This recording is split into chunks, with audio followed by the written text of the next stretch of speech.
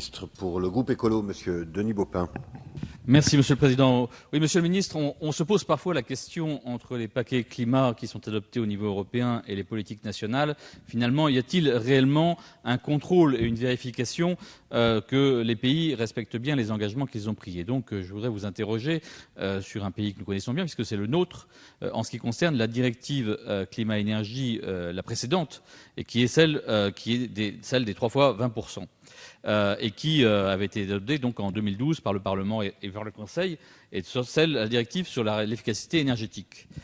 En effet, en avril 2014, donc, la France a transmis son plan d'action pour l'efficacité énergétique à Bruxelles, visant donc à atteindre ces objectifs. Et donc, en application de la directive, ce plan prévoit une réduction à 131,4 mégatep de la consommation d'énergie finale en France en 2020, contre 158 mégatep en 2010. C'est un effort significatif, puisqu'il s'agit d'une réduction de quasiment de 20% en 10 ans, sachant que nous sommes au début de l'année 2015, quasiment, donc à mi-échéance par rapport à ce parcours.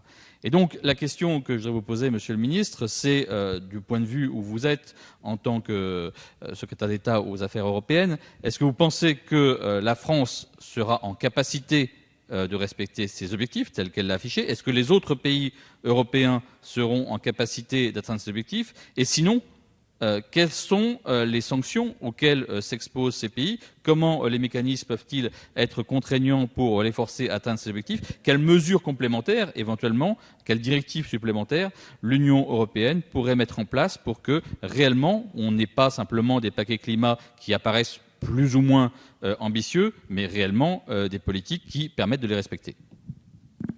Merci. Monsieur le Ministre. Merci, Monsieur le Président. Monsieur le député Baupin, effectivement, le programme national d'action relatif à l'efficacité énergétique remis par la France à la Commission en avril 2014 détaille les mesures qui sont mises en œuvre en faveur de l'efficacité énergétique.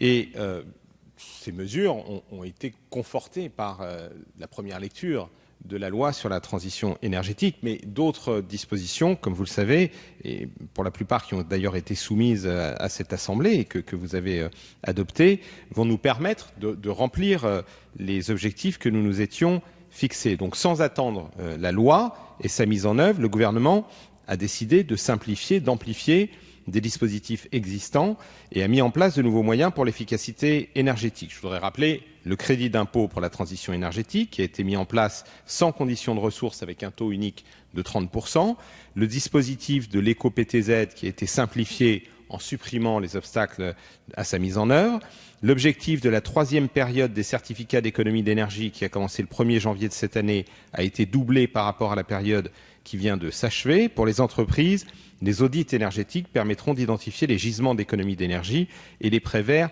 mis en place dans le cadre des investissements d'avenir soutiendront les investissements nécessaires.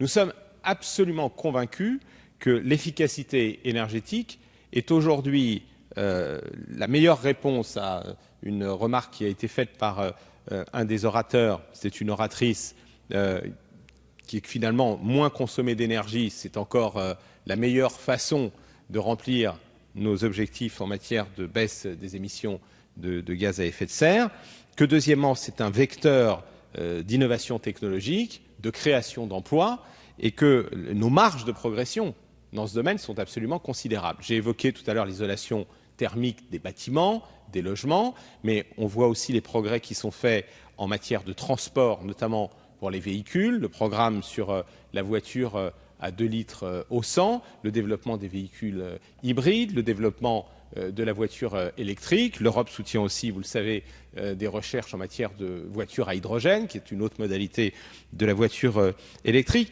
Dans l'industrie, dans tous les domaines, l'efficacité énergétique peut aujourd'hui faire des progrès considérables. Nous, en France, je pense que maintenant, tous les acteurs en sont convaincus. Ça suppose aussi qu'un certain nombre de décisions, j'ai évoqué le prix du carbone sur le marché du carbone, puissent aller dans le sens de l'incitation. Mais nous voulons surtout, en le faisant, faire la démonstration à un certain nombre d'autres États membres et d'autres pays ailleurs dans le monde qu'ils peuvent remplir les objectifs de réduction. Vous avez raison de rappeler que, vous le disiez tout à l'heure à la tribune, dans l'accord du Conseil européen d'octobre, il est dit au moins 40% de réduction.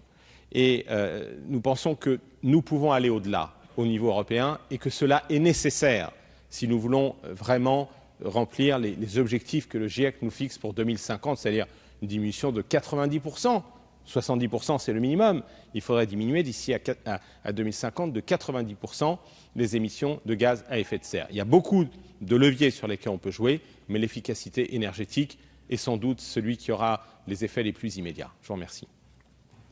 Merci, Monsieur le ministre.